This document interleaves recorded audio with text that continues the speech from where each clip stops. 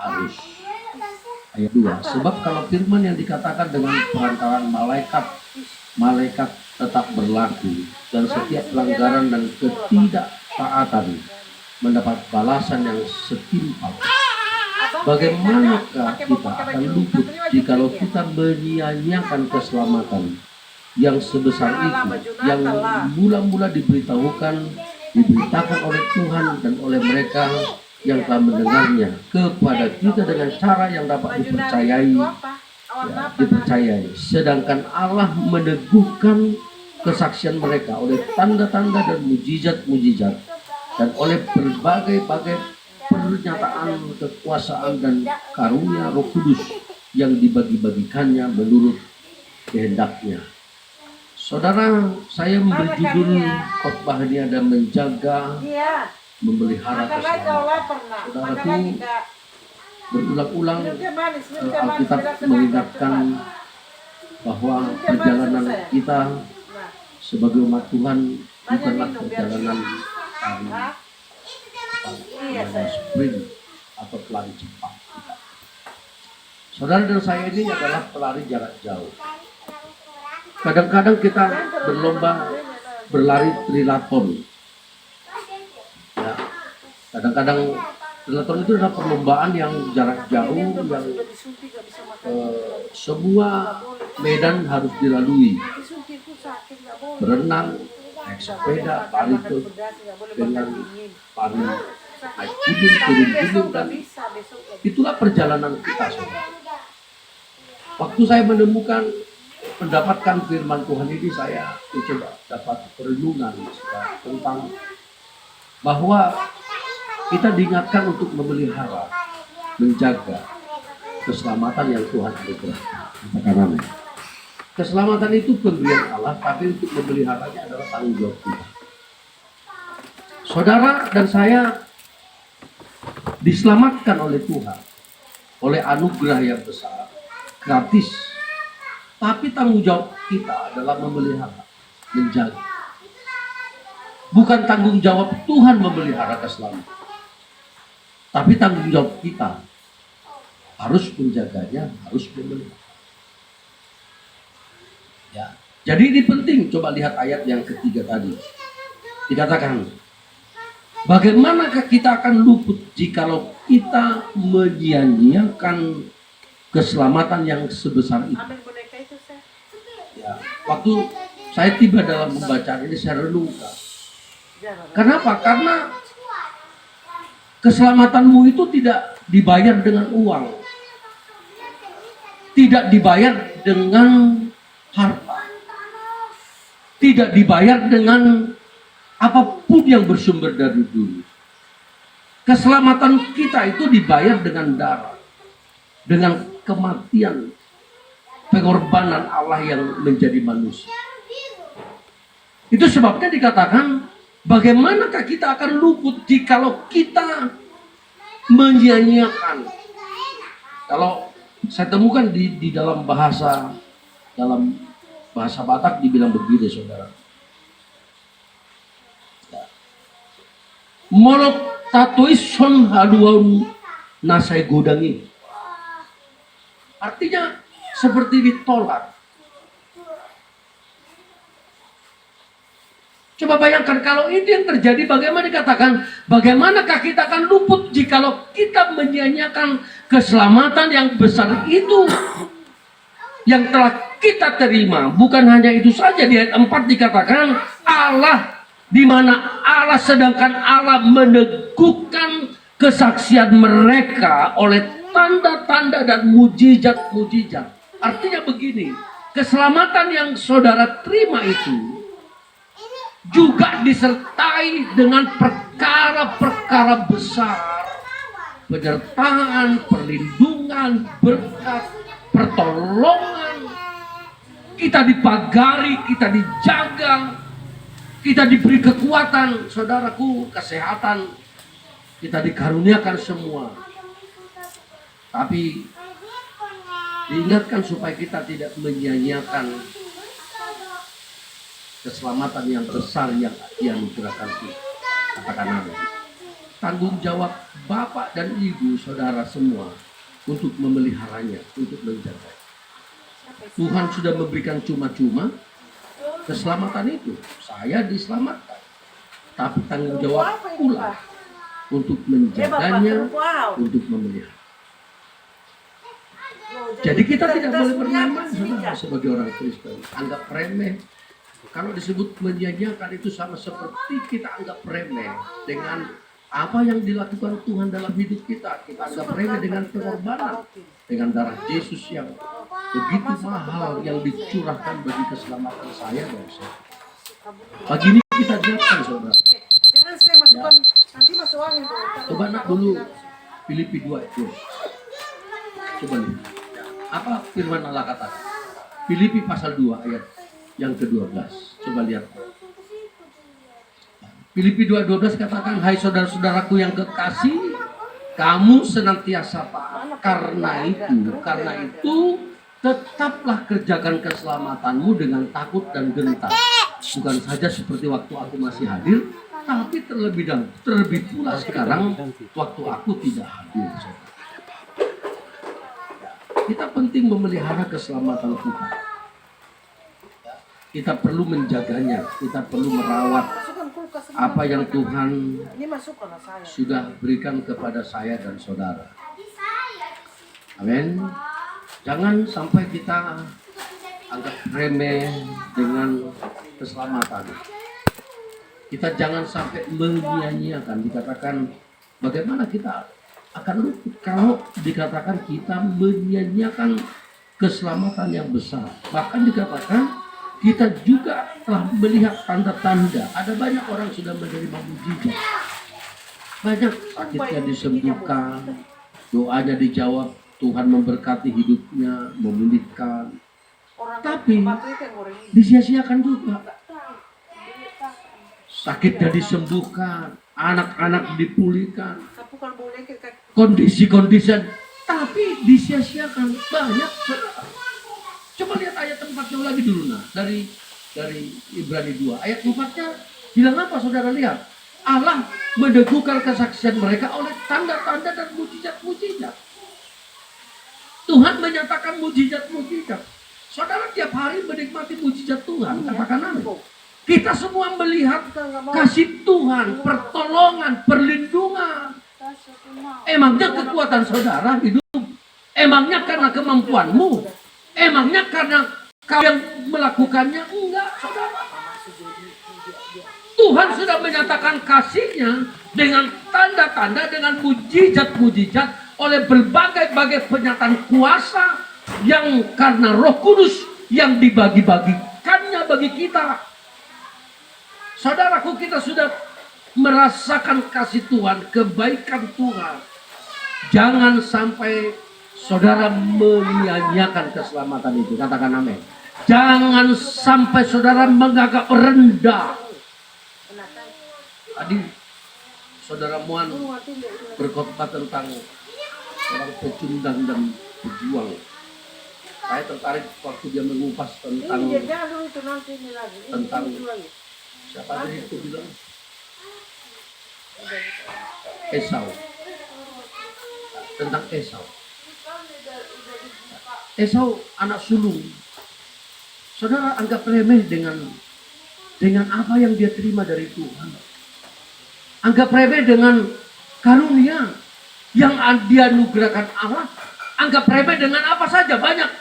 Kita banyak anggap remeh dengan waktu yang Tuhan beri, dengan kesehatan yang Tuhan beri, dengan berkat-berkat yang Allah beri, perlindungan yang Tuhan beri.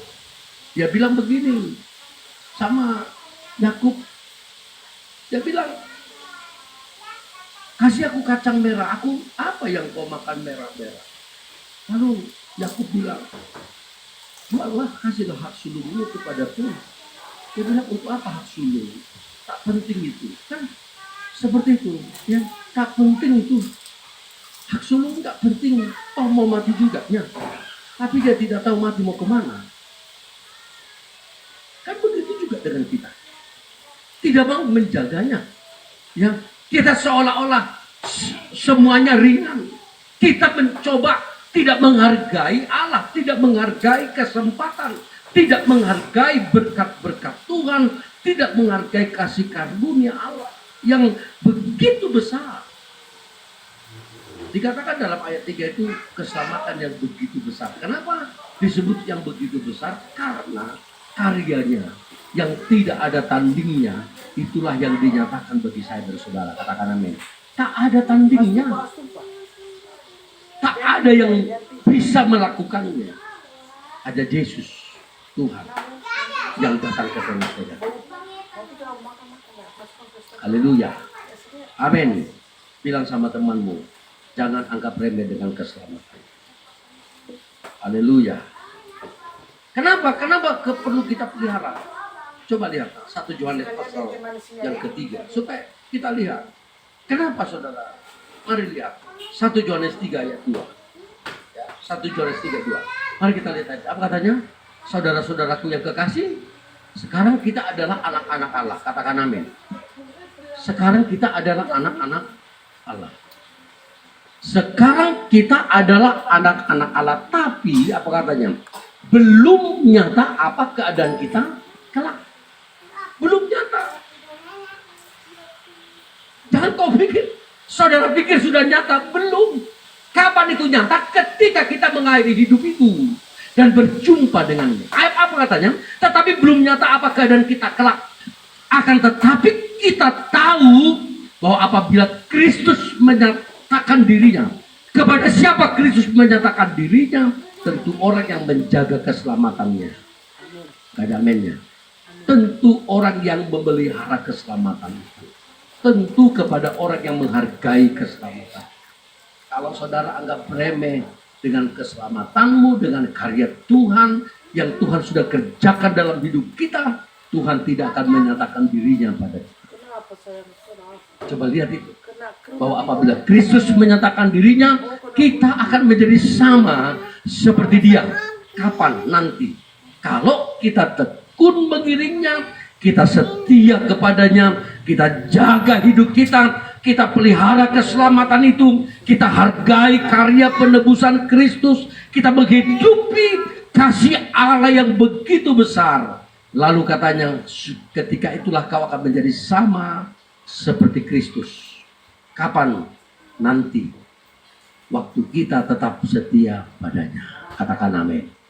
Jadi ayat ini bilang nanti kita belum tahu seperti apa keadaannya. Oleh karena itu, saya mendorong kita untuk menjaga keselamatan. Bilang sama temanmu, hargai keselamatan dari Tuhan. Hargai keselamatan dan pertanyaannya adalah, ya, kalau kita lihat saudaraku, katanya kalau kita tidak menghargai, kita akan menyia-nyiakan keselamatannya. Lalu apa yang kita kerjakan? Kembali kita lihat Ibrani 2 ayat 1-nya. Mari lihat ayat 1. Apa katanya? Karena itu haruslah lebih teliti. Lihat di sana. Karena itu haruslah lebih teliti. Ya. Lebih teliti. Kita memperhatikan apa yang telah kita dengar, supaya kita jangan hanyut di bawah arus.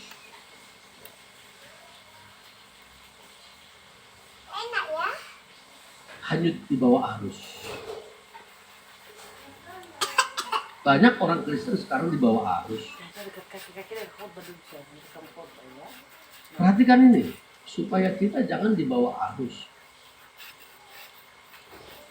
Hanya orang yang hidupnya tidak bersama dengan Tuhan, dia akan dibawa arus. Maaf ya, siapa yang bisa dibawa arus? Hanya sampah-sampah yang dibawa arus. Pada mulanya Allah ciptakan langit dan bumi, amin. Coba, pada mulanya. Kalau yang hidup di air, contoh ikan, hanya ikan mati yang dibawa arus.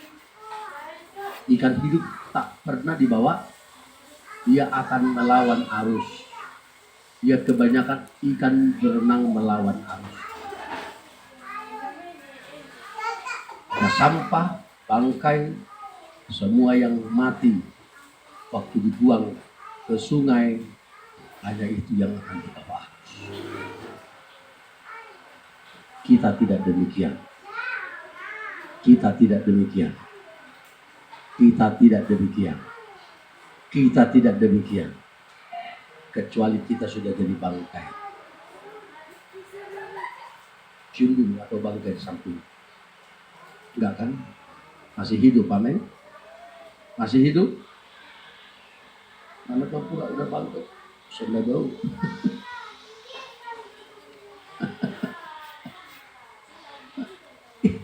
Lihat ayatnya nih. Waktu coba renungkan. Iya, ya, di bawah arus ya. Siapa yang bisa dibawa arus? Baca sama-sama ya, kuat ya. Ayat 1 ini kuat. Walaupun pakai masker keluar di suaranya. Ya. Dua ya. Karena itu haruslah lebih teliti kita memperhatikan apa yang telah kita dengar supaya kita jangan hanyut di bawah arus.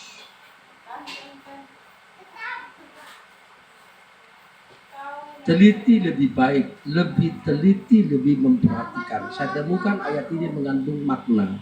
Yang pertama adalah perhatikanlah dengan baik cara hidupmu. Katakan amin. Perhatikanlah. Saya temukan dikatakan karena itu haruslah lebih teliti kita memperhatikan apa yang telah kita dengar. Supaya kamu tidak dibawa arus,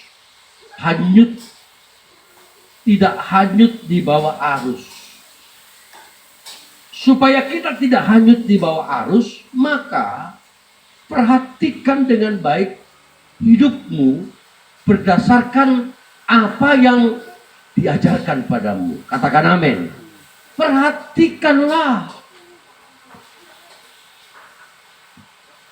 Kita jarang memperhatikan hidup kita, saudara.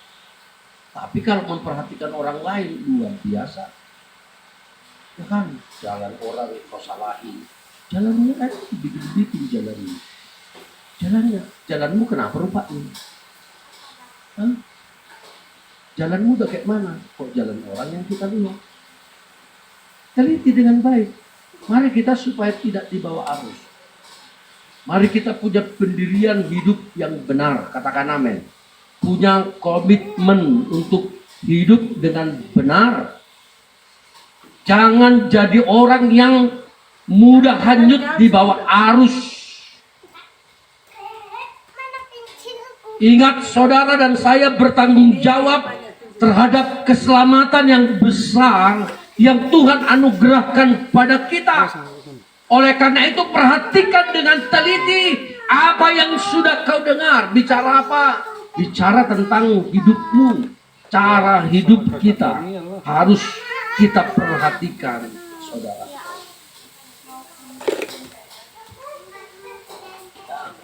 Apa yang perlu kita perhatikan, saudaraku, dalam hidup kita supaya kita boleh tidak terbawa arus. Pelihara dengan baik. Katakan amin. Ibadah seperti ini adalah caramu memelihara hidupmu dalam. Jangan anggap remeh dengan ibadah. Oh, bisalah nanti Tuhan kalau enggak, bukan. Saya dan saudara waktu beribadah ini, saudara sedang melihat satu benih yang kecil yang baru ditanam.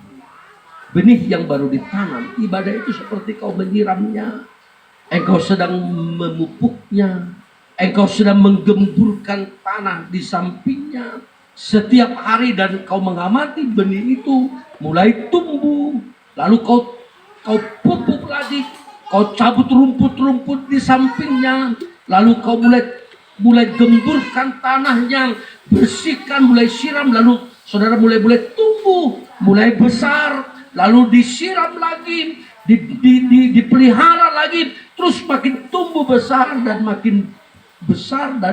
makin besar sampai dia berbuah.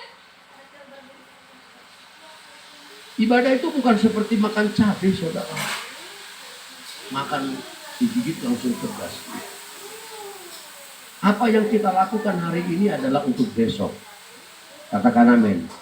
Kau akan tabur besok, kau tabur minggu depan, bulan depan, tahun depan. Apa yang kau pelihara hidupmu hari ini, kau akan lihat besok, minggu depan, bulan depan, dan tahun depan. Katakan amin. Apa yang kau perhatikan dari hidupmu hari ini, itu akan melihat apa, orang akan melihat seperti apa hidup kita minggu depan, bulan depan, tahun depan. Itu sebabnya perlu kita perhatikan cara hidup kita setiap hari. Apakah cara hidupku ini sudah sesuai dengan apa yang telah ku dengar, yang telah diajarkan padaku, atau tidak? Atau ada banyak orang begini, saudara, perhatikan, ada banyak orang datang ke gereja dengan firman Allah, tapi dia sudah punya konsep sendiri, sehingga gak pernah ada perubahan. Saya ajarkan tentang kasih, tapi kau tidak pernah mempraktekkan apa yang kau diajarkan padamu. Saya kadang-kadang sudah diajarkan, inilah firman Allah, inilah detail-detail apa yang Allah inginkan dalam hidup kita yang sudah diselamatkan. Bagaimana kita memandang orang lain, bagaimana kita menyatakan kasih kita pada orang lain. Tapi banyak dari antara orang-orang percaya yang disebut dengan Kristen punya pola sendiri yang tidak diubah. Iya katanya, tapi otaknya sendiri yang dipakainya, budayanya yang dipakainya, akal budinya yang dipakainya, saudaraku. Mari kita semua perhatikan cara hidup kita. Katakan amin. Bilang sama temanmu, perhatikan cara hidupmu. Haleluya.